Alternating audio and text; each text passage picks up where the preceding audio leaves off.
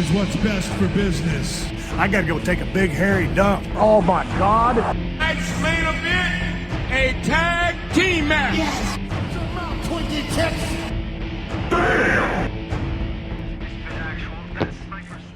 Hello everyone and welcome to the Let's Talk Wrestling podcast, the wrestling podcast where we review every segment of Raw and give you the wrestling news of the week, and this week we're giving you our topic as well. My name is Turbo Tony. We're here with the unbelievable Matt Bosander. Oh, don't, you're a dick. What? What's wrong with that? You like my intros? You're a dick. No. It's Matt Marsander, everyone. Fucking Bo. The internet sensation, the being that does not exist apart from doing wrestling podcasts. How was your week been this week? Yeah. Just simply summarised like that. Okay, Yeah. Very descriptive, yeah. It's just too bad. Well, yeah, my week wasn't as good. If you guys haven't seen, the last episode went up quite a few days after the weekend should have gone up, you know, but my computer decided to Probably have... went up by, what, like 2 days ago? Yeah, quite late in comparison, especially when it was all about the Ultimate Warrior, and then they did the Ultimate Warrior show, and we reviewed like a Raw that was like 2 weeks before then. But yeah, still, it was kind of out of my hands. We had a liquid accident involving my laptop, so I could not actually use it. It was completely broken, but now it's fixed and better than ever. So hopefully, fingers crossed, no more technical issues, because we've been rife with them the last couple of weeks. We had like a broken recording software, then a broken laptop. One of my headsets broke today, which is fine. They don't cost a lot anyway, so that's okay. But hopefully that's the trend. You know, they say bad news comes in threes, so hopefully that's the three bad things that happened in a row. Anyway, we're procrastinating. If you haven't listened to the podcast before, this is the format we do it in. We give you the wrestling news of the week at the beginning of the show. We give you our Raw review, like we said, where we review every single segment of Raw. And then we give our topic of the week. Our topic this week is a little bit more lighthearted than it usually is. We're actually talking about wrestling podcasts that never happened, or haven't happened yet. We're going to give our picks for people in the wrestling industry that should have a podcast or would be quite interesting to have one, and people who would be horrendous having a podcast. So we're going to talk about that a little bit later. So just a little bit of fun there, because last week's Superstar Spotlight was on the Ultimate Warrior. Things were a bit somber, so We got a bit dark. Yeah, we're going to be a little bit more lighthearted this time, so we're going to make it a bit more fun for you guys. First bit of news, which actually refers to what we had last week of the whole Nancy Grace debacle. WWE have actively told all of their talent to stay away from Nancy Grace, which is obviously for the better. They've told all of the people basically on their contract, don't go to this show. If you do, you'll probably be in bad graces with us, which is... Well, it was if you want to maintain a working relationship. It's just like, oh... Yeah. That's bad. Yeah. And to be fair, I completely agree with WWE. After the shit she pulled, I wouldn't want any of my talent anywhere close to her. That's it. After the stuff that happened last week. If you hadn't known, then obviously, what happened last week, Nancy Grace basically said a lot of stuff about steroids, and the Ultimate Warrior saying that his death was due to steroids, and Owen Hart's death was due to steroids, which is laughable. That was obviously not the case. We went through this last week, so if you want to catch more of our thoughts on the Nancy Grace stuff, we don't like to repeat ourselves. But still, I'm glad that WWE have done this, because you could tell that, all it takes is for one other guy to go in there and do, cast another bad light on the industry as a whole, and it doesn't need to be. So, no, not so. Very good. Enzo Amore, who is a NXT developmental talent. The management were very, very hot on this guy, but he, just as he was getting very, I think, almost ready for a push to the main roster, he broke his leg. Yep. As a guy who knows one or two things about breaking his leg, that's pretty nasty. It's pretty hard to come back from that. So he's taken quite a while to get back, but he started training again this week, so good on him. I know that management are very hot on Enzo Amore. You know way more about Enzo Amore than I do, so... I don't in this case. Enzo Amore is sort of... well, the only problem with NXT sometimes is the fact that you get, it's an hour, and they've got quite a lot to fill in that hour. They've got quite a big roster for an hour show, didn't they? Yeah, for what's only an hour long, and you could, by the end of it, you'll only have seen 3 matches. Yeah, yeah. And you'll get people who'll just get lost in the whole thing. And you've got guys coming from the lower card into NXT as well, so it's not as if they get all of that hour to shine. Like Brodus Clay recently. Yeah. yeah, I mean, he started training again. He's not back on the show. It's going to take a while for him to rehabilitate the leg, but it's a good thing for him. And I know that management are super hot on this guy, so they love his gimmick and everything. You like I said, you saw him before. I started watching NXT, which is before his leg was broken. Yep. I know you're not as hot on this guy, but can you see a future for him at all? There's a future for a lot of people in NXT. I don't think it's safe to say that there's not. If they're there, then they're there for a reason. Yeah. No, it's a bit of a stupid question from me, isn't it, really? Not the first for myself. The play-by-play on the Let's Talk Wrestling podcast.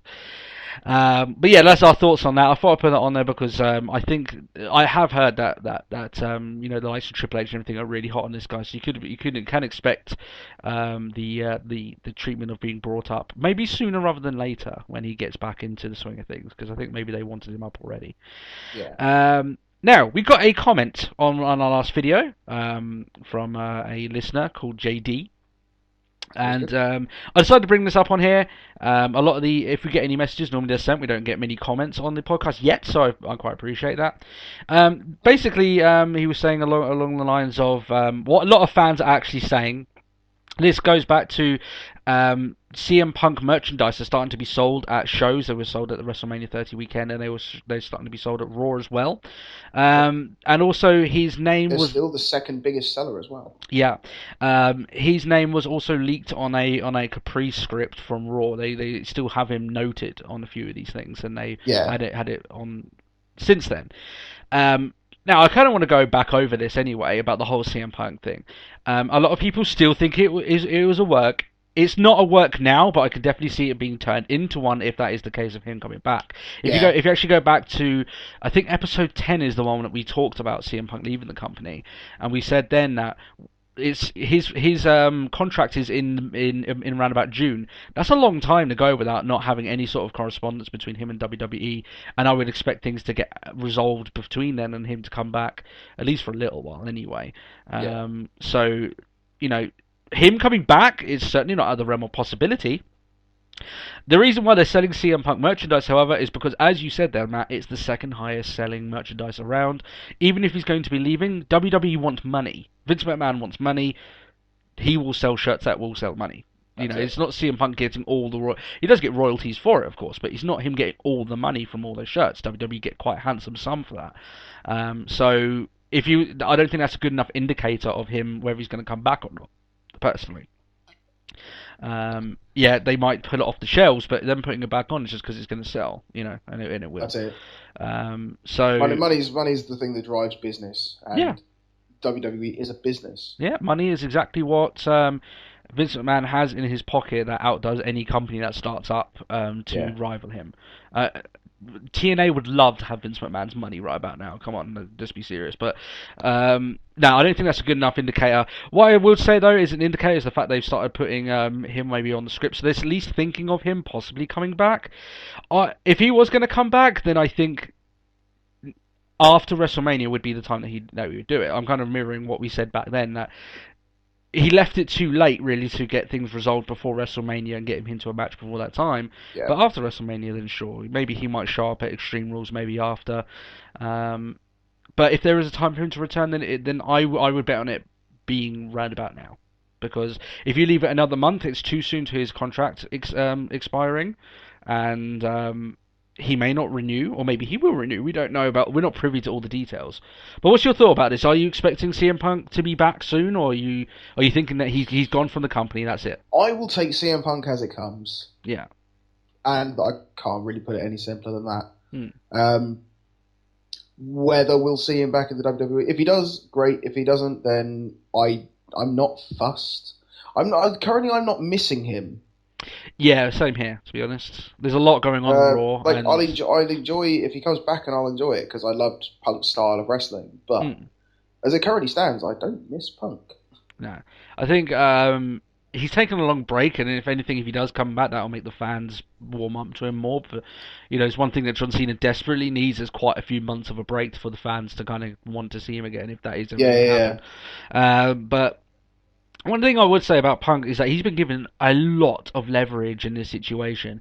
We talked about last week on the Ultimate Warrior show that we said that there was a kerfuffle between himself and Vince McMahon about not showing on a pay-per-view. Now I know it was quite a lot bigger than CM Punk walking out on Raw, and everything like that, but it's still roughly the same thing.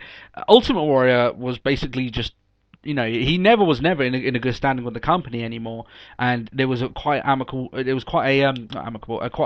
public breaking up of the two, of Vince McMahon and Ultimate Warrior. Vince was horrified that happened, but that doesn't seem to be going the way it is. CM Punk's been given a lot of time and a lot of freedom in this case, to kind of do as he pleases, and like I said, he's still in contract. That's why he hasn't said anything or anything along those lines. But him coming back, maybe they have, if he comes back, I could see him maybe doing the thing where he's fighting the Authority or anything along those lines. I think that I don't think if he comes back, I don't think it'll be an Authority-related storyline. I think we've got too much going on. Like, we had Daniel Bryan fighting the Authority. That story's paid out. Now we've got the Shield fighting the Authority, or Evolution. Now, I don't think it's necessary. Yeah, I would agree with you in that sense, because it's kind of like, where do we go from here? Where's the payoff from there? You know what I mean? We've already had the big payoff against the Authority. And I don't want to see lots of other wrestlers rising up to defend Daniel Bryan. I would like for him to be doing that himself. I don't want him to be leading like a rebellion, have all these guys trying to keep him as champion. The reason why it worked for Stone Cold is because Stone Cold somehow, throughout his title reigns, when he was having his rivalry with Vince, is that he would pull out the hat sometimes and he would just win. And like Vince was like, "How the hell did you win? I put all the stack against you, stack the deck." But no one came to Austin's aid. Yeah. You got to remember that. Like, it's almost like you remember that time where he counted the fall himself with the referee knocked out. It's that sort of stuff. I wouldn't want other people to be doing it for Bryan. I wouldn't want Punk coming to his aid or anything. I think, this is the guy that's going to be leading it, so I'm going to come back and help him. I don't like that personally. I think if he comes back, because of the whole thing. I mean, everyone knows, all the fans know, that he wasn't happy with management. That's why he left. That's the reason I think he will come back with a storyline against management. Yeah. CM Punk does very well in that role. But I wouldn't want him to be teaming up with Daniel Bryan or anything like that. I'd like him to have his own storyline. If he is going to do that, have his own storyline about it, sort of thing. And maybe at the end they band up at Survivor Series, but Survivor Series is a long way away. You know what I mean? They're going to have to really push the boat out and keep this.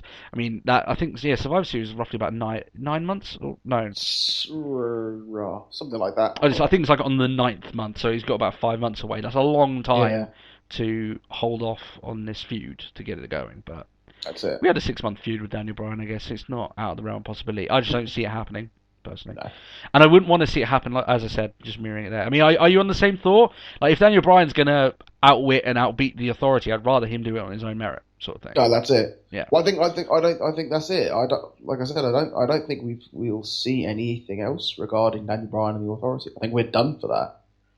I think you can have a lot of, like, the Authority's going to try and take the belt off of him. They're going to throw guys against him, try and get the belt off of him, which I think is the right thing to do.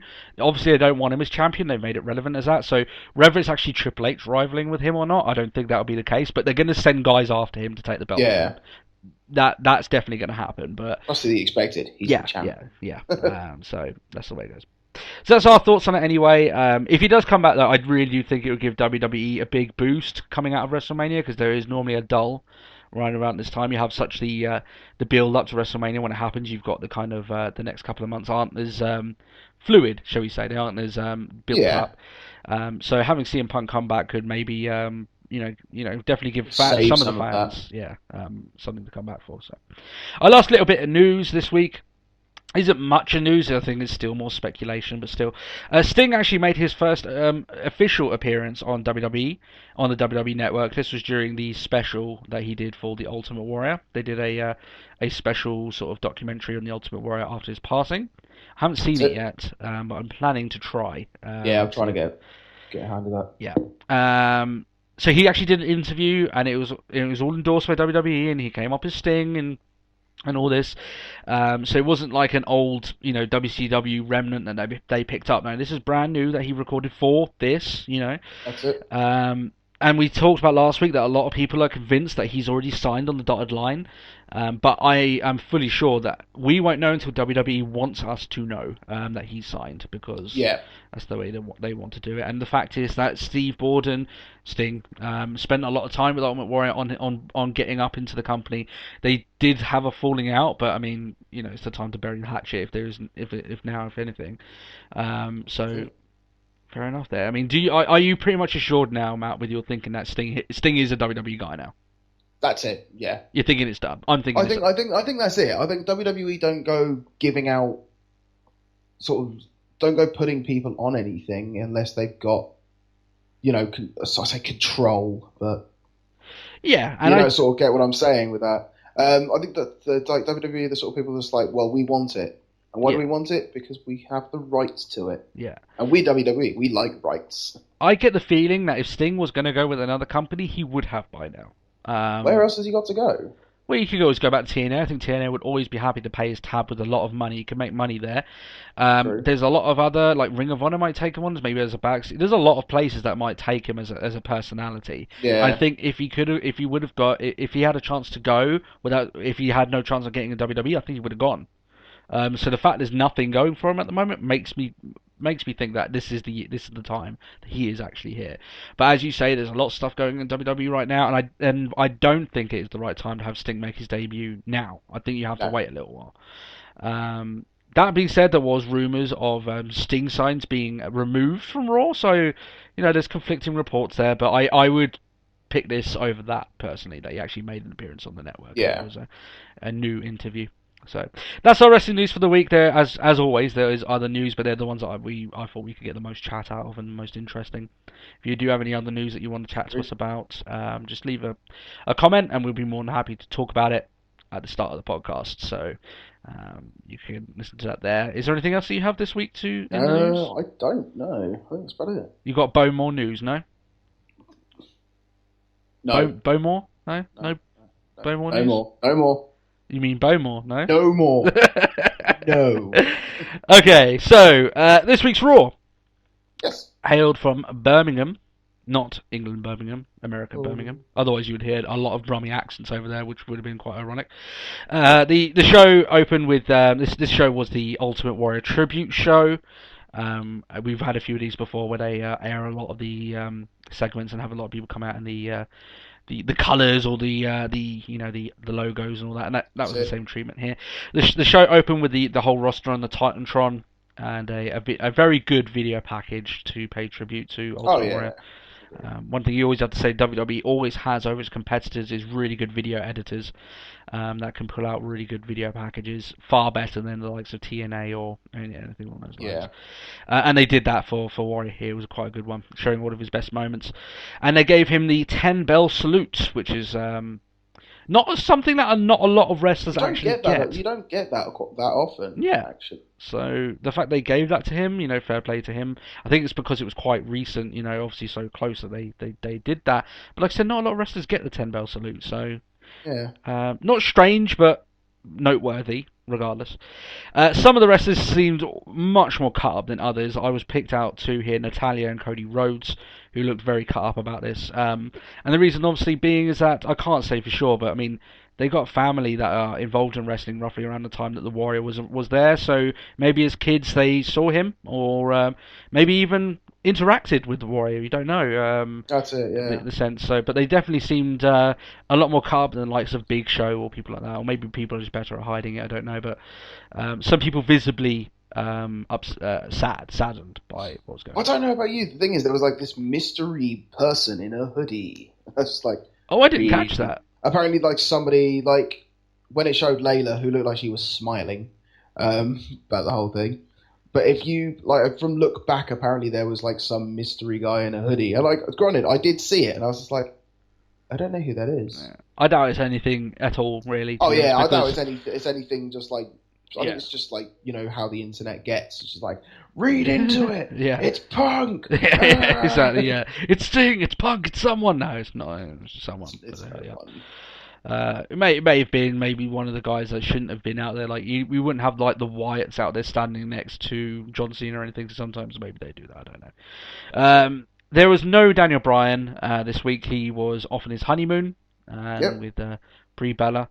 He did not marry the wrong Bella, as Kayfabe News suggested. Do love Kayfabe News. We do. Brilliant stuff. And there was no AJ Lee this week also, apparently. She has asked for time off, which probably seems quite evident the fact that she lost the belt last week to Paige. But apparently she's asked for time off, so we'll see how this story goes forward. But in all fairness, she has been on the road a lot, so if she's due for time off, then that's fine. I don't think WWE have too much of a problem with that. I can buy into it. That's fine. It's not like CM Punk walking out when they've got a plan for him. She just dropped the belt, and maybe they had a plan of her maybe trying to get back the belt. But this gives time for Paige to be built up as a credible champion before AJ comes back to. Well, yeah, we say that. Okay, we'll talk about it in a bit. So, I think we're gonna have conflicting stories about Paige coming on later on. Anyway, so first match of the night. One of the things that they did in this show, which kind of gave it a good backbone, good skeleton, was the Intercontinental Championship tournament. Yep. There was a fatal four-way that was planned for this. It was nixed, and this was changed into it, which I agree. I think a tournament gives like a gauntlet for these guys to go through, almost like King of the Ring. I do like the King of the Ring tournaments. It's kind of reminded me a little bit. The Ring. Yeah, and it gives some of these matches more meaning. We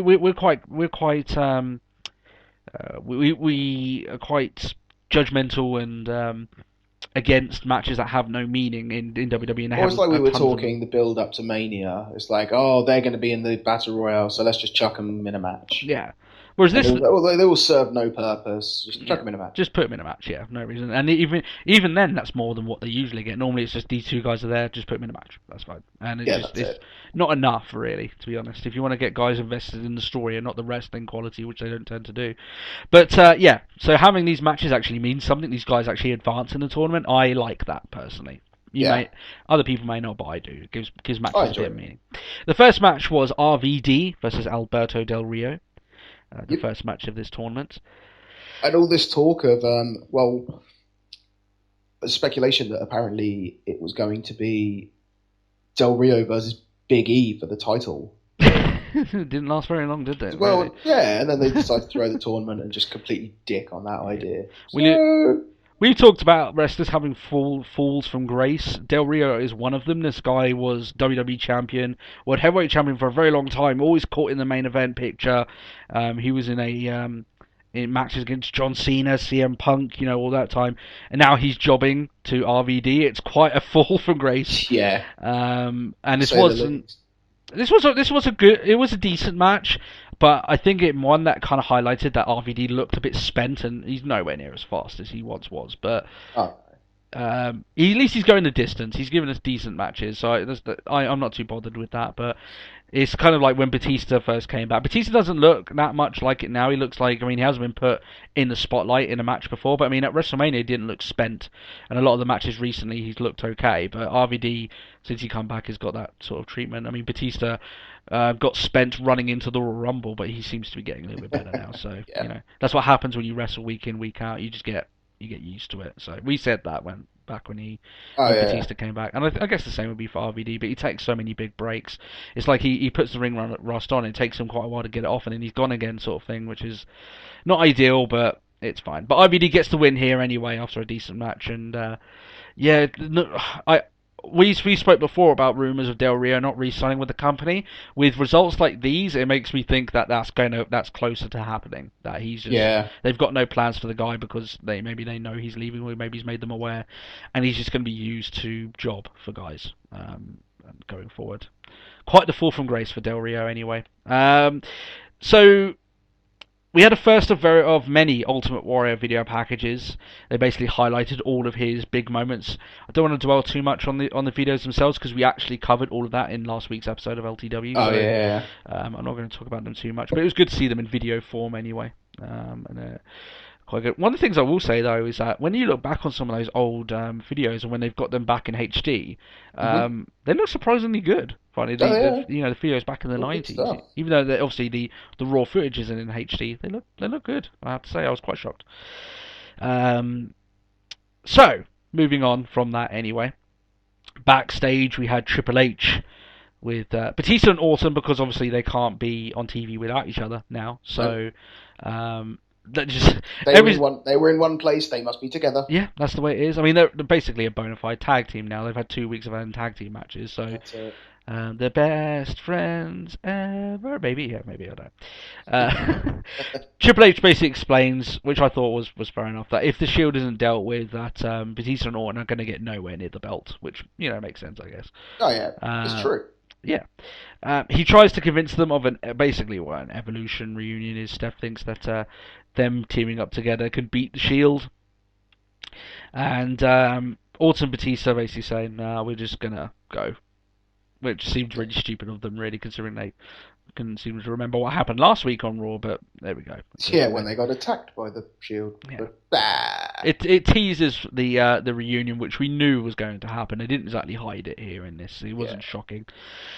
The second match on the night was the Brotherhood versus Ryback. And we're talking about Force from Grace, man. You got to look at Brotherhood in the same vein as that.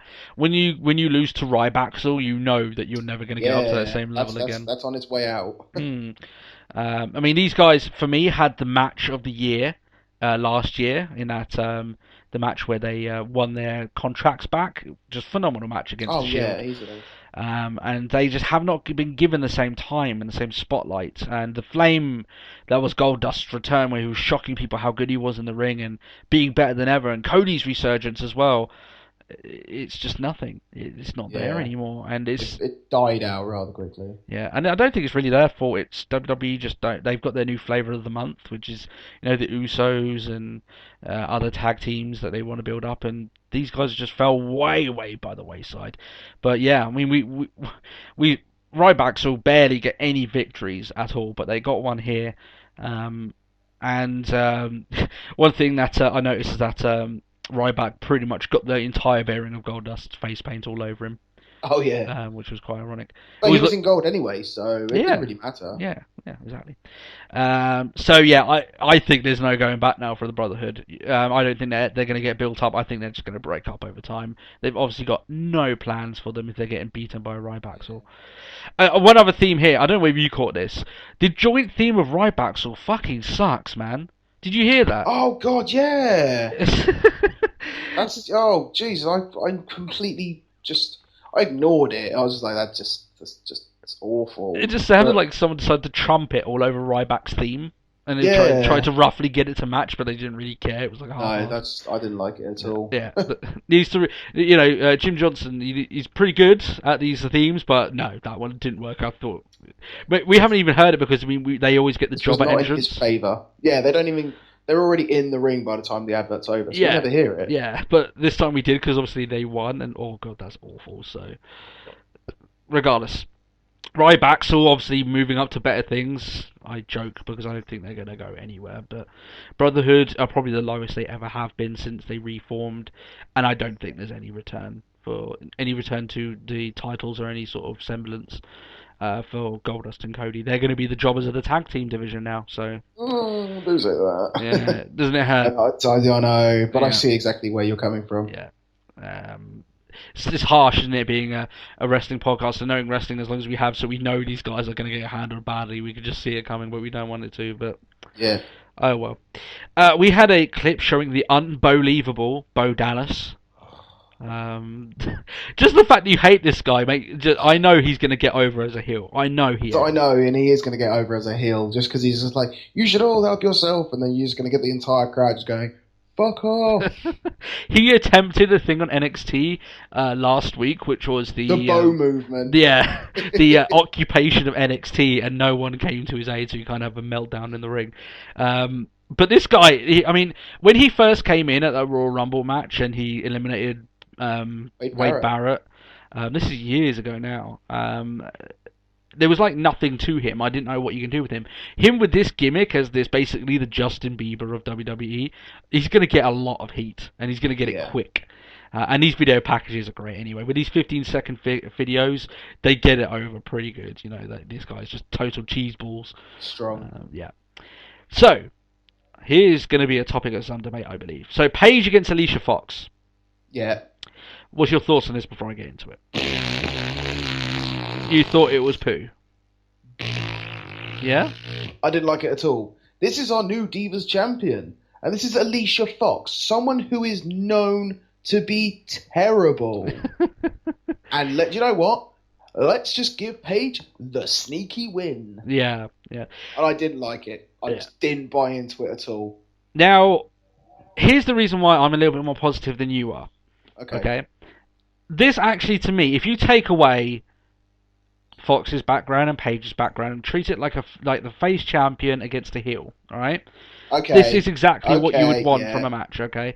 I do get what you're saying, but how often have we had a match that fits that mold since... That plays face heels, that runs with face heel psychology. Yeah, and to Fox's credit, she was trying to get heat from the crowd. She was playing to the crowd, something of which Divas haven't done in a very, very long time. During the match, and trying to get a response.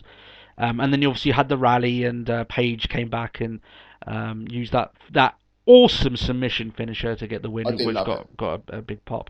I understand what you're saying, that Paige coming up, that she came up from NXT, like so we said last week that we didn't like the fact that she came off very timid, when in NXT she's nothing but that. She's very much, I'm going to put my foot in your ass, and that's how it's going to go. Yeah. But she gets the win. This is how I see it going forward. She's probably going to get a few more matches before AJ Lee comes back. Well, have you seen who she's got for Extreme Rules? Oh, she already got a match for Extreme Rules? I did not catch this. On Main Event, there was a Battle Royale for the number one contender. Okay. I'll give you a guess. Natalya? No. It's a good one. Tamina? It's Tamina. Oh! Okay, I like that, actually. I like that. Yeah. What I think they'll do with Paige, anyway, the next couple of weeks, they're going to have her go against more heels from the roster, which there are a few. Yeah. She's going to get progressively better, and she's going to start beating them quickly. And she ain't going to get beaten down as much as she was in this match. That's how I would do it. Yeah. If they continue doing it, that as I can understand where you're coming from, that she just one-hit kills people, and that's pretty much it. She gets lucky. Then I understand what you're getting. But if they do it, that the more matches she in, the more confident she grows on the main roster, and she starts decimating people back like she did in NXT. Yeah. Then they've done it right. Personally, that's what I think. Build her up. Yeah. So it's a matter of time. It's a matter of time. Yeah. At the end of the day, it's all about what they do from here. This match itself, like, we may think different things, but if they do it in the right way, then I know we'll be on the same page with it, but literally. But, sorry, no pun intended there, really wasn't. But if they fuck up, then they can fuck up. The one thing I like is the fact that it shows that she also has a submission. Yeah, and that submission got the biggest pop in that match. It is an awesome look. It looks savage, but it looks really good as well. Yeah, and it looks strong. Yeah, and so good with that. Her having a submission finisher and a move finisher is only going to make it easier for her to get over with the fans anyway. So easily, yeah. She's definitely getting a lot more time than Emma is, but we'll get to that as well later on. The Usos had their rematch against Batista and Randy Orton. Because they literally can't be on TV without each other, Batista and Randy Orton. The Usos got beat up again. Yeah, they got some offense in. Oh yeah. Until Randy Orton decided that he wasn't going to be, taking any of that shit. The match really it got a good amount of length anyway, but it didn't get the full conclusion because the Shield came down and basically wailed on Orton, and then tried to get Batista as best they could, but he only got a Superman punch to the head, and Orton and Batista rally back into the onto the ramp. This obviously built up the whole storyline between the Shield and Orton and Batista and Triple H. Going forward, I don't know how much more the Usos are going to be involved in this. The fact they've been used as basically a placeholder leading up to Extreme Rules makes me think they don't know much. We need a reason for Batista and Randy Orton to be out there. Yeah, so let's just do it against the tag champions. Yeah. The Usos came off a little bit better this week than they did last week. I mean, they got squashed. And they did as we explained, they did come out in the Warrior t-shirts and their face paint. Yeah. I mean, I thought that when they started, when they went out with I didn't see them when they're out on the Titantron, but the second time I went through and watched Raw for our notes for the podcast, I caught them with the face paint. I thought with their face paint they would definitely be rocking it, and they did, obviously, and they did quite a few little homages to Warrior as well during the match. There was a lot of rope shaking in that. Yeah. which Batista didn't get to do the shaking of the ropes, which I thought was a little bit blah, because, I mean, Batista actually came out recently and said that he did that in honor of the Warrior when he was alive, so it would have been nice for him to maybe do that. Yeah. Maybe two-face for him on this show anyway, but I thought, if it's a memorial show, then you kind of throw all those rules out the window, but nah, they didn't do that. So, yeah, I like the fact that JBL is still referencing the fact that it's still the Shield's yard out there, and, you know, they're basically defending it against the Authority. JBL's still very against the Shield. He's basically all pro-heel, you know that, but he's at least got a bit of continuity. He's been saying that this is their yard for so long, and for him to keep saying that regardless, I like that, personally, but we'll go from there. Where do you think the Usos go from here? I mean, there really isn't much plan for them really going into Extreme Rules, which I think is a bit of a shame. I was going to say, do the Usos really go anywhere from here? They go against Ryback, so what a match. Woo! I can't wait. There's always some sarcasm in LTW, and it ain't hard to find, so... Okay, we'll move forward. There was a little bit more of a segment with Orton Batista after this. Basically, they got an "I told you so" by Triple H, which got a bit of a pop. I laughed a little bit at that, just the way that Triple H delivered it. Just the fact that he just like pops that out, and just he has that shit-eating grin, doesn't he? He's got that troll face, doesn't he? He's got the troll face down. He did it back in that sit-down interview with Michael Cole leading up to WrestleMania. He loves doing that troll face, even to his own little buddies. So I added that in there just because it made me chuckle. Yeah. Sometimes they do these little mini segments, and I don't add them in because there's no point, but I thought that was just quite funny. Cesaro versus Mark Henry, which was the next match. As soon as I saw these two names together on the brackets, I'm guessing you were the same, you knew this match was set up for Cesaro to do something bonkers again. Oh, yeah. And to win. And to win, yeah. Heyman came down and introduced Cesaro with no entrance music. He actually spent the majority of the time talking about Brock Lesnar, and it kind of highlights the problem that I had with Lesnar breaking the streak, that he himself is not going to be there to capitalise on it. And this show kind of highlighted that fact. What's the point having Lesnar break the streak when he can't be there to get that heat week in, week out? Cesaro came in, as I said, without any entrance music. It's something that I do expect to change soon. They ain't going to have Paul Heyman talking as his entrance the entire time. As much as we like hearing Paul Heyman talk, we still like entrance musics. Yeah. If anything, I would have liked for the Real Americans music to stay his music if there was a chance of that, because the fans, I think that actual entrance music is quite over with the fans, and they were chanting that when he was part of the Real Americans. But it is a very American patriotic song, so I guess it sticks with the Real Americans. But entrance musics are quite important for how they get him over from here on out, so hopefully they give him a good one. For where we go from here. I hope they don't go back to his old entrance music. It wasn't that good. Do you remember that one? Roughly.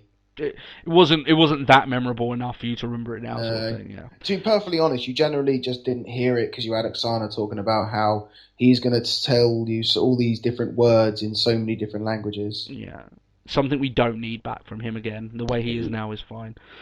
The match itself was basically built around Cesaro, like I said, doing something bonkers again. He lifted Mark Henry for the neutralizer and landed it convincingly.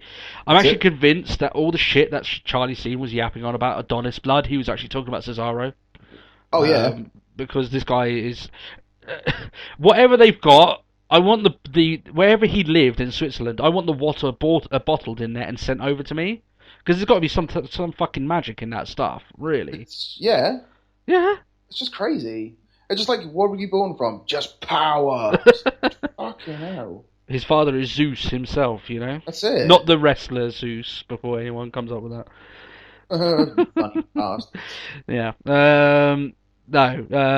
I just don't know. If there is a limit to what Cesaro can actually do in that ring, he certainly hasn't reached it yet. I just don't know. There's got to be a moment where he tries to lift someone, it doesn't work, and we're all going to be shocked.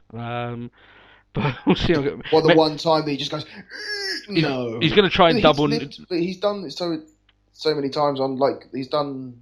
Did he neutralise the Big Show? I think he did, yeah. I don't think he's neutralised the Big Show. He's neutralised the Great Khali and Mark Henry now. Yeah. So and then he lifted Big Show over the ropes at WrestleMania. Maybe he'll try and do like a double neutralizer or triple with Great Khali, Big Show, and Mark Henry. Maybe that might be a little bit too much for him. But then that might fail. Yeah. he's not that godlike, but for the way he's showing at the moment, I mean, why not? WWE doing the right thing by throwing these impossible tasks at him, and he can do it. It makes him seem like something just really, really unique. He almost slipped off the apron after winning this match, but the one thing I like about Cesaro, he's organic. He just laughed it off with the fans. Yeah, so it was that's fine. it.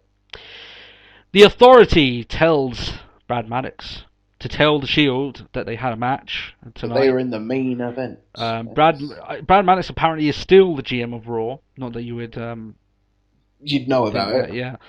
He's basically a glorified messenger boy from this. I was quite shocked to even see him on the show. He's rarely seen for better or worse, regardless of whether you like Brad Maddox or not. I'm not a big enough fan of his to want him every week on. Is no missing him. I could care less. Yeah, exactly.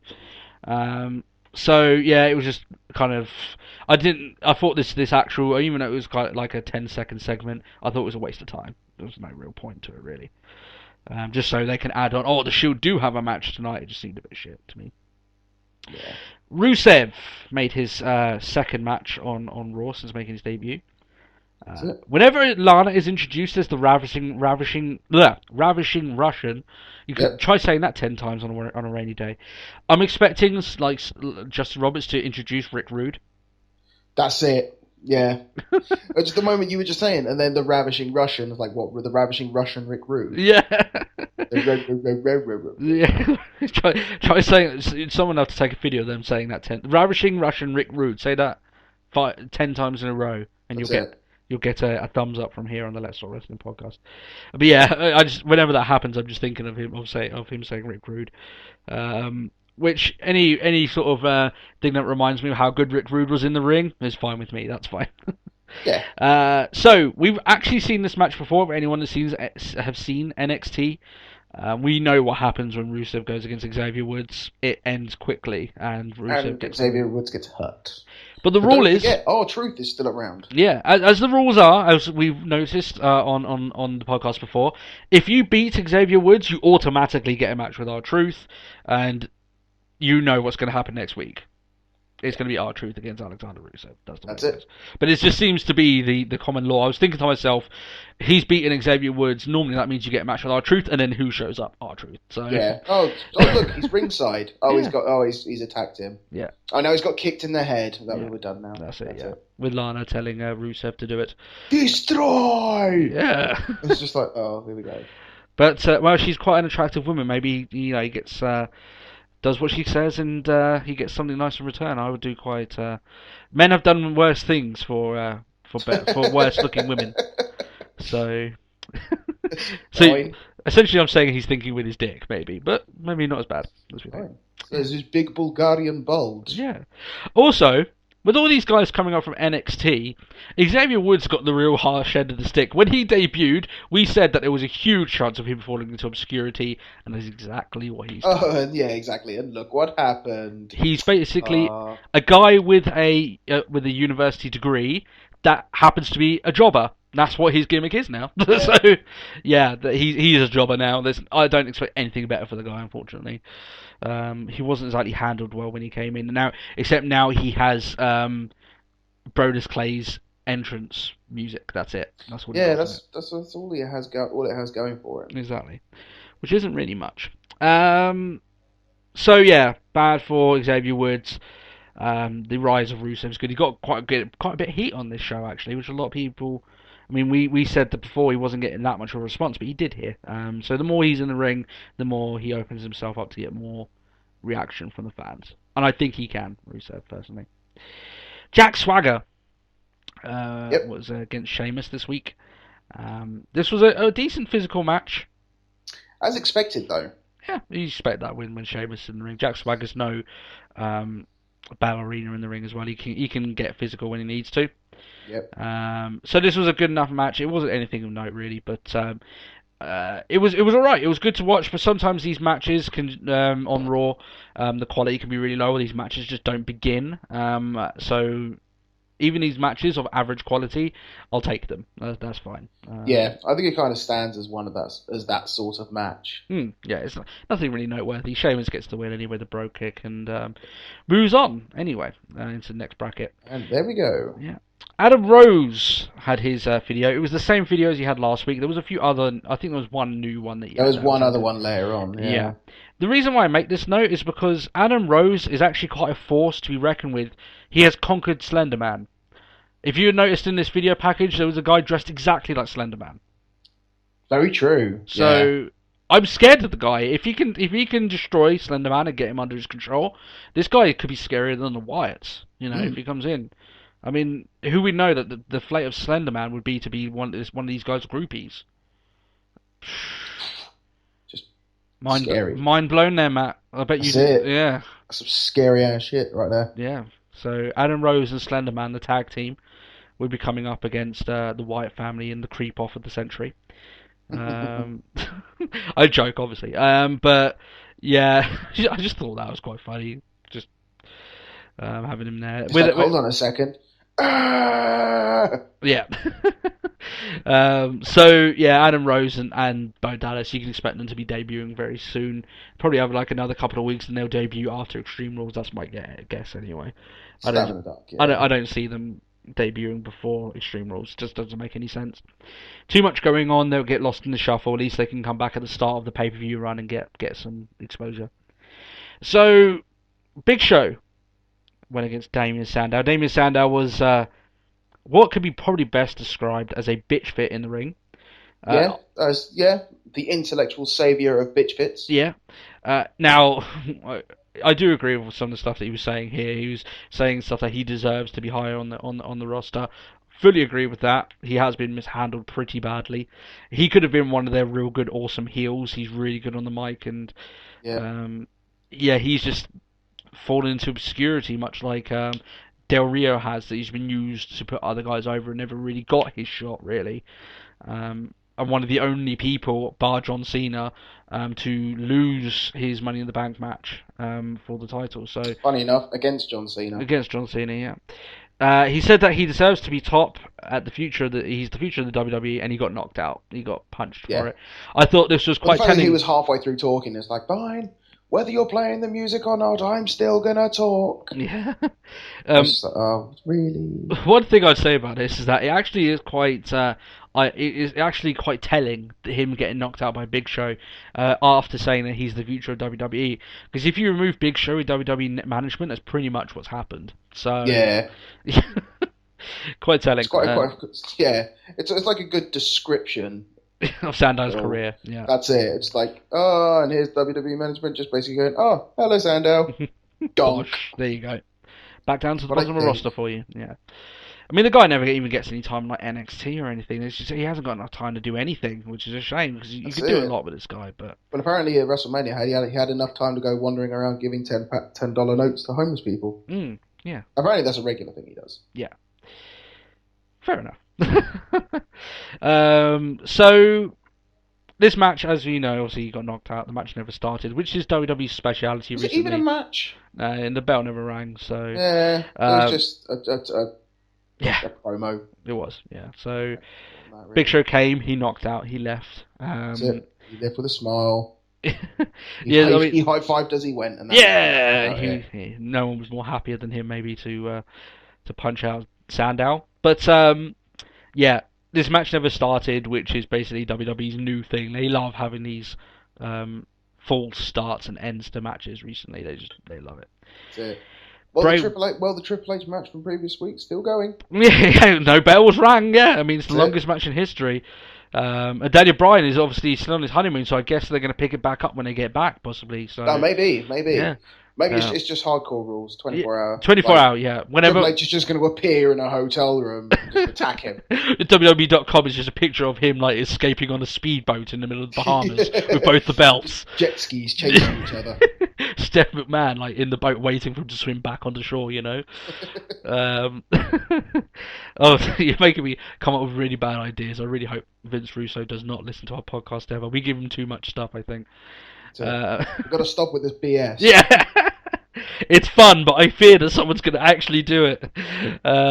So, on to more serious stuff now, more what I wish was serious stuff. Bray Wyatt delivers what is just the usual The sky is always blue. Bray Wyatt always gives excellent promos. The two are one and the same. And he says, I don't like saying exactly what he said on this podcast because it doesn't do it justice. No, so that's true. if you really, one of the things I would say about the Wyatts is that I think they're one of the things on Raw at the moment that makes people want to watch Raw, to see what they're going to say, to see what they're going to do. So yeah, and you're never disappointed. They always got something to say or something to do on Raw. I could agree with that. They're continuing their feud with John Cena anyway. Cena comes down and says that he doesn't need another push, which gave me a bit of a chuckle. Yeah, I was like, Yeah, he certainly does not need another push. It's almost on par with when he was in the ring. It's like maybe a heel turn and he did a little jig. Yeah, but yeah, he continued to do what we condemned him for a couple of weeks beforehand. He started cracking jokes at the Wyatt's expense. This is something of which we disagreed with him doing on the lead up to WrestleMania. We said that he should be actively scared of the Wyatts and not want to fight them, but he has to. And if he's going to do it, he has to give everything he's got. That's fine. But what he was doing here was degrading the Wyatts. Now, while I think Bray Wyatt is good enough on the mic to dig him out of any sort of jokes that are done at his expense, I just don't like the way that they're going around this, making John Cena do these jokes against Bray Wyatt without him getting any comeuppance so far. And because the way they're doing this, if they're having their steel cage match at Extreme Rules, they have to have Bray Wyatt go over here. They have to. That's the only. That's it. If Cena wins, then what is the point of all this, really? What's the point of him being there if he's going to stifle people's rise, really? But one of the things I would say is that Cena said that Bray Wyatt couldn't beat anyone on his own, and Cena obviously didn't catch Bray Wyatt beating our new WWE World Heavyweight Champion clean at the Royal Rumble without any assistance. In what was, in my opinion, probably the match of the year so far. So yeah, Cena obviously needs to do his research because Wyatt has beaten Daniel Bryan in recent times. Because it can be done. Under 3 months ago without the Wyatt's help. So yeah, they're gonna have a steel cage match at Extreme Rules, which I'm interested for. I'm expecting his sister Abigail into the steel. That would be quite interesting. Ooh, yeah. But we've had something like that. But it was onto the barricade. It's fine. You can do it to the steel. Sure. Okay. Yeah. Okay, we'll go with that. Yeah. It was close enough. That's my dream move anyway for that match. Anything with John Cena, I've seen it before. I don't really care. But anyway, I expect that to be a good match. I think these guys can do better than what they did at their WrestleMania match, which wasn't bad. It just wasn't a show stealer. I think this can be really good if they do it right. Yeah. Santino and Emma went against Fandango and Layla. She is the new Fandango. Summer Rae. She's the new Fandango piece. Yeah. Fandango's done with Summer Rae. They displayed all their Twitter war, and Fandango said that it wasn't him, it was her, and all this garbage, really. with the stupid "it's not you, it's me" sort of BS. It's ironic because the whole thing is that apparently he ditched Summer Rae, but I really think it's Summer Rae ditching him because Summer Rae is going to go off to better things. She's actually out of this bullshit sort of program stuck with Santino and Emma at the moment. She's going to go do movies. She's on Total Divas. She's doing a lot better for herself than Fandango is. So sorry about that, Fandango. But Layla's the new girl. At his side, and she can wrestle as well. She can wrestle well, but this is the same thing that happened all the way through Santino, Emma, Fandango, Summer Rae matches.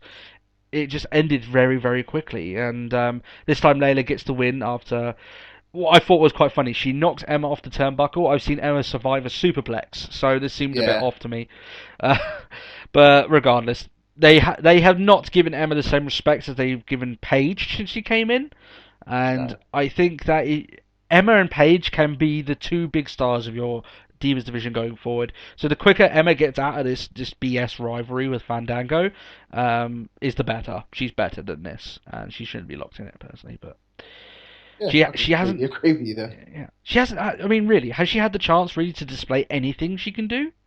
No. I mean, we saw the match between Paige and Emma at Rival. It was fantastic, and. Nah, there's been nothing there. No joy. Just like, I understand they're not giving us the time when you've got like the Bellas against Oksana and Alicia Fox, where there isn't much potential for them to be a mind-blowing match. But these girls can do a 5-star match. They can do it, but there's just not enough.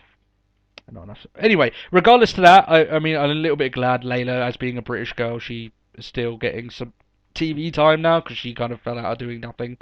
So Oh, that's it. Yeah. at least a little bit of a shaky thumbs up in that direction. They're around. Yeah. Yay. You're stuck in the hell of limbo that is this program between Santiago and Emma. So Steph was giving Kane a royal bollocking backstage in usual fashion. She asked the question, "What happened, Matt? What happened to the Kane of old? What happened to the Devil's favourite demon?"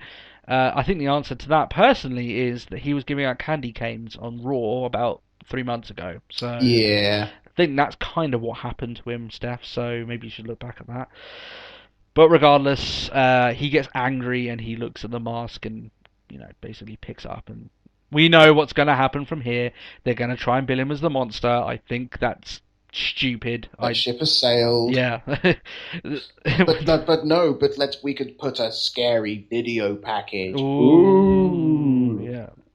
Not buying it. They have to do a lot of work now to get him over as this monster heel, and to have him go against Daniel Bryan, who's obviously going to beat him, is not going to do wonders for Kane anyway. But it looks like it's going to be a Kane Daniel Bryan Extreme Rules, which I would imagine would be for the belt. If it was no title match, it would be no sense really. But yeah.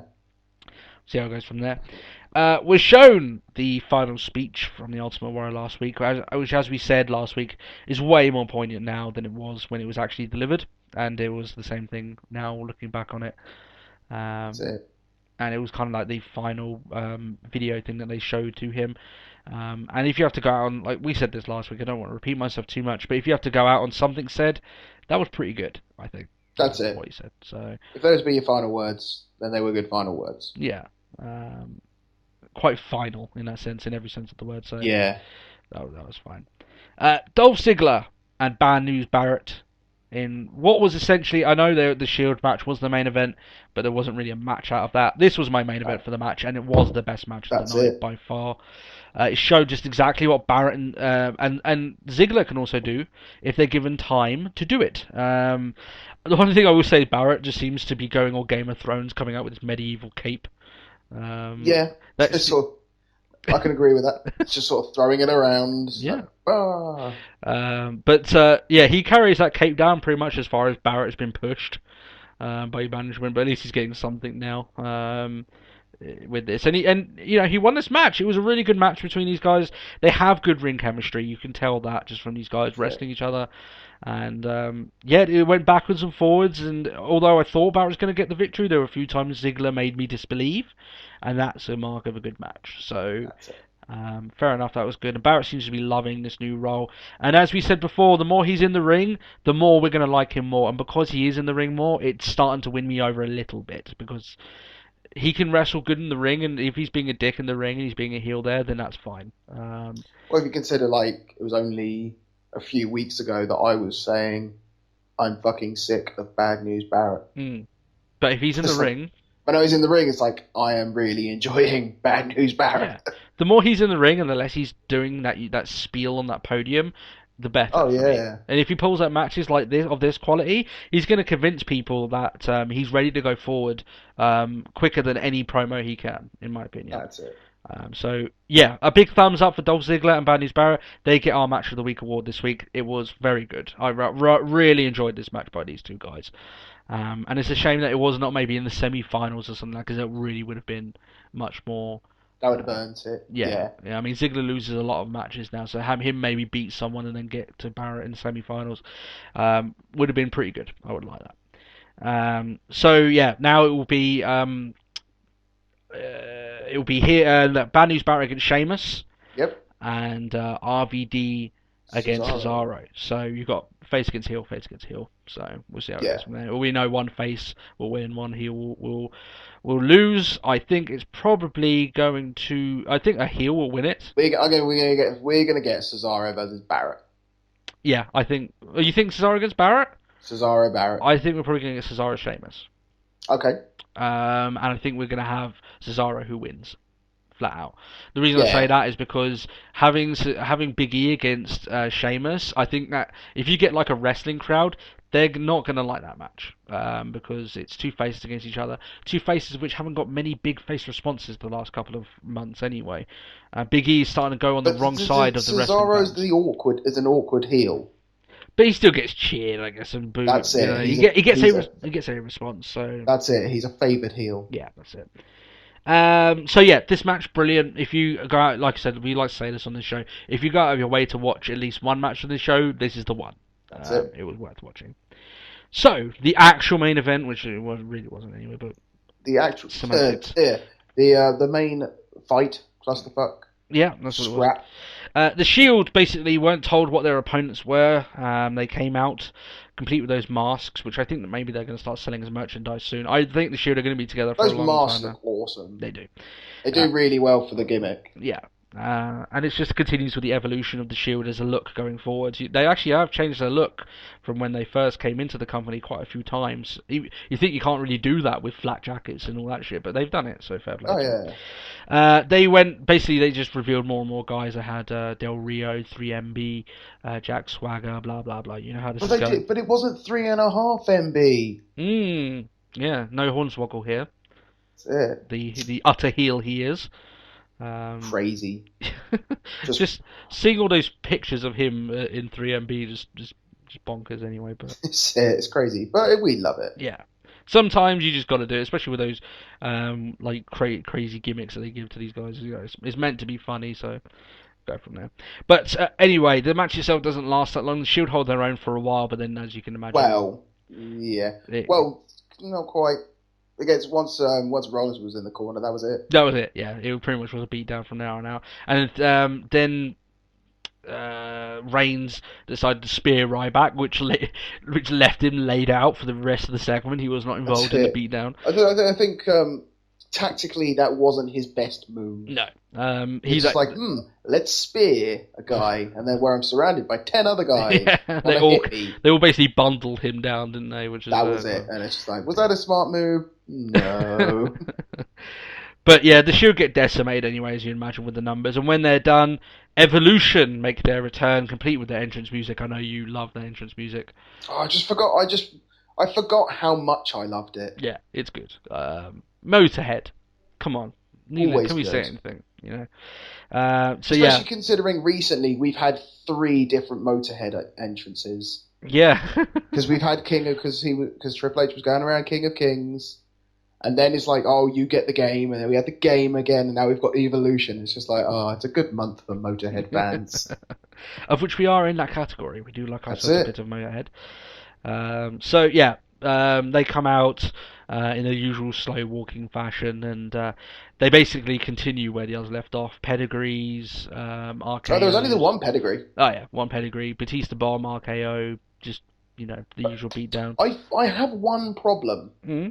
With this Batista Bomb RKO thing that Batista and Randy Orton have been doing recently. Yeah.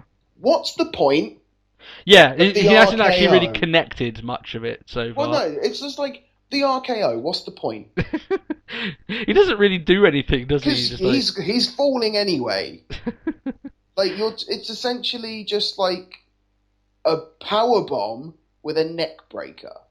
But he doesn't Kinda. He kind of falls with them rather than doing it. It's completely unnecessary. It's a little bit, but anyway, it's pro wrestling. If we were go through all the moves that don't look like they hurt, we'll be here for ages, really. But that seems to be their new tag team finisher because obviously they love being on the same TV time. But then Triple H said that they should BOlieve in Evolution. Which brought their leader out, Bo Dallas. He's the leader of Evolution. He told them all to BOlieve. Ric Flair. They all got on their hands and knees and said that they BOlieve in Bo Dallas. I'm joking, that didn't happen at all. I hope there's not one guy out there who's like, what the fuck just happened? He didn't actually watch Raw, just caught the podcast this week. That's it. I'm like, I haven't watched Raw in ages. What the fuck? What the hell is going on? This Bizarro one. No, there was no Bo Dallas. I'm just fucking around with you. They said believe in Evolution. which maybe had a few Christian people in the crowd a little bit shocked, but regardless. And that it closed out the show, essentially, with Evolution standing tall and reformed without Ric Flair. I do not expect Ric Flair to be joining them the next couple of weeks, so any questions involving that, don't see it happening. They don't want Ric Flair anywhere close to TV because of all the shit that he likes to talk about. When he, like, for instance, I know over the WrestleMania weekend, he did sort of what he did at the 2K14 panel. He did more of that sort of stuff. They don't want that on TV, so they're not going to put him anywhere close to this storyline. So, what was your thoughts on the show overall? And obviously, take into account this is a post, not the Raw after WrestleMania, but it's a post WrestleMania Raw leading into a new kind of pay-per-view. a weak Raw. This one, yeah. I mean, the Cena Wyatt promo was quite good because obviously it's a Wyatt promo. We had Evolution at the end, but I think it's the fact that we're still sort of coming out of Mania. There's no real. It's not like, oh my God, Mania was only so many weeks ago. But it's like, cool. On to that. We're in a new year now. Just forget about it. Yeah. They're just moving along with things here. I did like the inclusion of the tournament, the IC. The IC tournament was a good go. Like I said, it gave the show a backbone, a skeleton to work around. So fair enough, that's all right. The Dolph Ziggler Barrett match was good. Match of the night. Yeah, match of the night. But other stuff on there, it was just there for being there. There was some good stuff to be seen. It wasn't a horrible Raw. I still think it's worth watching. That we've watched much worse Raws on this podcast. Yeah, unfortunately. But we won't get into that too much. But yeah, it was okay. You have to expect more Raws of a lesser quality because I mean they're on the tail end of the WrestleMania bomb, you know what I mean, that they're going from there, so things are going to tail off a little bit and they're going to move more people in. It's a transition time for WWE at the moment. They're going to try and get some new talent in, probably some talent out, so yeah, we'll take it with a pinch of salt. I will say though, however, that some of the matches for Extreme Rules are looking a little bit appetizing at least, but we'll see how things pan out closer to the time. Did you think that this show was unbelievable? It wasn't unbelievable. No. It was a give or take it Raw. So you'd say Bowmore Raw like this, no? I'm just not going to talk to you if you carry on like this. We're going to get like sort of 15 years just down the toilet if you carry on like this. I don't bow. All right, no more bow for the rest of this podcast, I promise. I'm sure there's a few other guys at you like that who could just totally stop it, but when he debuts, there's going to be more of it, I'm afraid. So we'll go from there. No.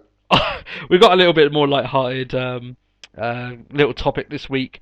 As you know, pretty much anyone that is a former wrestler at the moment or was anywhere near ascendancy, Stone Cold basically paved the way for anyone to have a podcast on Podcast One. We're looking at the likes of Chris Jericho, Jim Ross. There's a few other wrestlers, obviously, that got podcasts outside of that ring, but seems to be the new trend is that former wrestlers getting podcasts nowadays. Some of them are good, some of them aren't as good. I am a big fan of Chris Jericho's one because he doesn't just talk about wrestling, he talks about music and films, and so I'm a fan of his podcast. And we all like music and films. Yeah, exactly. I mean, if we didn't like entertainment, what are we doing in this podcast, sort of thing? That's it. So we're gonna have a few picks here for people in the wrestling industry that we would love to start a podcast, in character or not, and people that would be a really horrible podcast host. So have you got any thoughts for this, Matt? I've got mine down here for this week. See, you kind of dropped this on me earlier. I was just like, I don't know. Do you want me to tell you yours and you get some ideas? Go on then. I would want an in-character Vince McMahon to have his own podcast.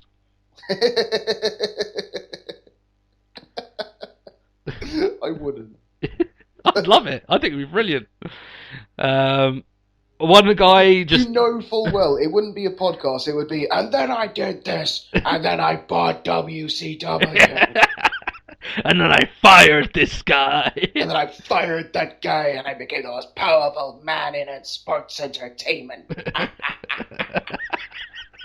why wouldn't you want to watch and listen to that at least once? It'd be awesome.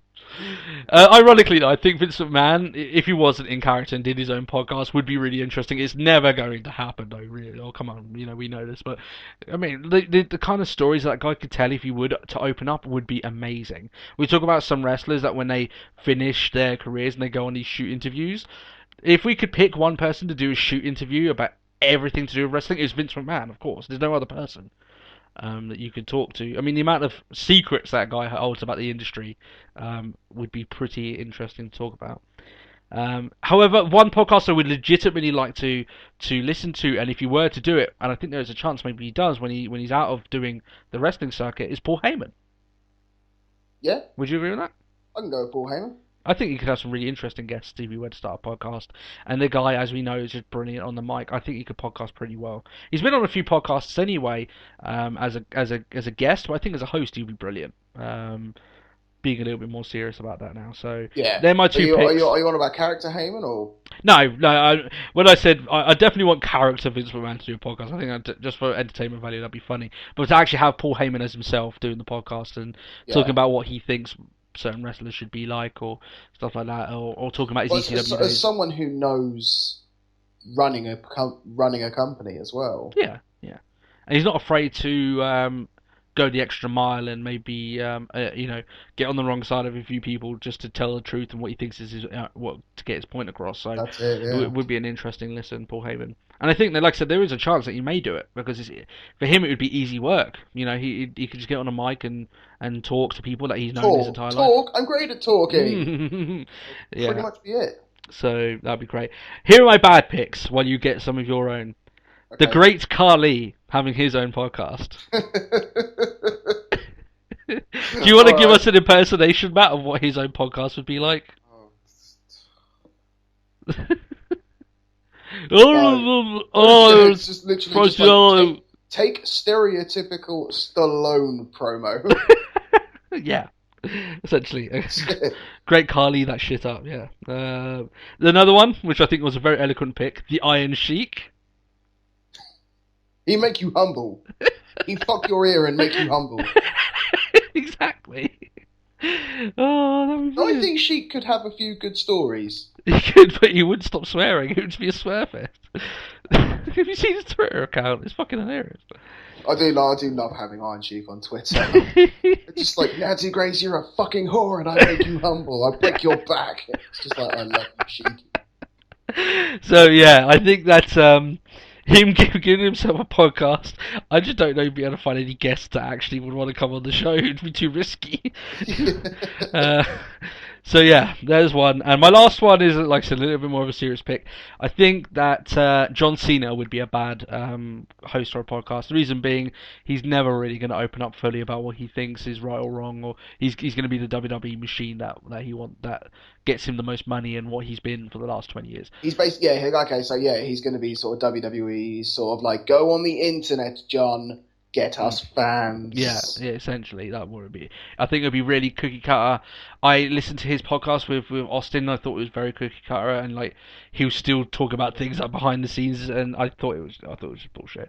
I think he would lick a lot of ass on that show as well. I'm not saying that when you're podcasting with a guest you shouldn't be polite and everything to them. That's fine, but there is a line where you just get too complimentary and you're not even asking about the things. It's just like Jericho asked Lita about the live sex show that she did, and obviously she was uncomfortable with it, but he had to ask about it. You know what I mean? So some of the things that you have to do. I don't see John Cena asking about anything like that, or the bad times in someone's career to kind of get the inner track or anything like that. So they're my picks. Out of the three bad picks, who would you say would be one that you would, if you were forced to watch one, to listen to one of their podcasts, who would it be? Would it be Great Khali, Iron Sheik, or John Cena's? Sheik. For comedic value. Yes, I think I'm with you on that one. I think Sheik. I'd listen to Sheik. Just to keep it funny, I'd have to listen to a Sheik podcast. Just get a swear counter up. Like, how could I? Yeah, that's it. Get a clean version and see how much is blanked out. Why not? Oh, brilliant! So, have you got any that you thought of there at all? Or have I hit the nail pretty much one on the head with my picks? That's pretty much it. I can't think of a single for anyone who doesn't. You'll kick yourself now. You'll think of someone brilliant. I could say The Rock, but I think his would be like John Cena, though. I don't know. I don't think WWE has that much control over The Rock.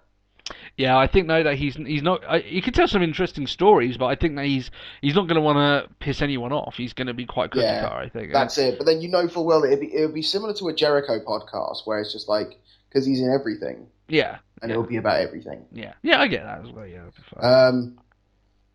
No, I can't think of any sort of particular characters. Any bad ones? Huh? Think of any bad ones? Oh, there's loads of bad ones.